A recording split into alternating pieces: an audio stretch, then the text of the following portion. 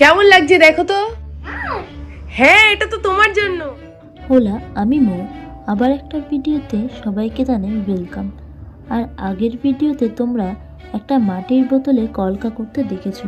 সেই বোতলের লাস্ট কিছুটা পোর্শন বাকি ছিল, তাই ফিনিশিং দিতে বসেছি। এই বোতল যার, সে নিজেই কিছু বক্তব্য রেখেছে, তা এই ভিডিও শেষে তোমরা দেখো। আর তোমাদের কেমন লাগলো তাও কমেন্ট করে জানিও।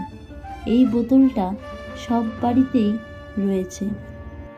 আরও একটি কথা, মাটির কোনো জিনিসে তোমরা যদি কখনো কাজ করো, সেটি আগে শিরিষ কাগজ দিয়ে ঘষে নিও। তাতে জিনিসটা অনেকটা প্লেন হয়, তাতে কাজ করতেও অনেক সুবিধা হয়। আমি এখানে অ্যাক্রিলিক কালার ইউজ করেছি আর 000 তুলি ইউজ করেছি। এরকম আরও ভিডিও দেখতে চাইলে আমার চ্যানেলটাকে সাবস্ক্রাইব করে দেবে, আর ভালো লাগলে একটা লাইক দিয়ে যেও। কেমন লাগছে দেখো তো ভালো করে। দেখো সিজাই,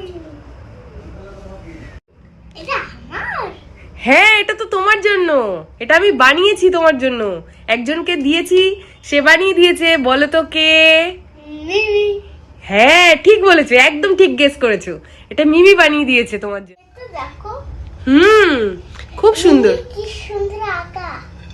হ্যাঁ, মিমি এটা সুন্দর করে এঁকেছে। বলো, এটা তোমার জন্য। তুমি কি করবে? এটা দিয়ে জল খাবো। তাই? কিসের বোতল বলো তো? মাটির বোতল। হ্যাঁ, মাটির জলে ঠান্ডা থাকে গরমে। তাই? তুমি এটাও জানো? হ্যাঁ, গরমকালে এটার মধ্যে জল রাখবো আর তোমাকে খাওয়াবো। ঠিক আছে? তোমার এরম বলতো চাও?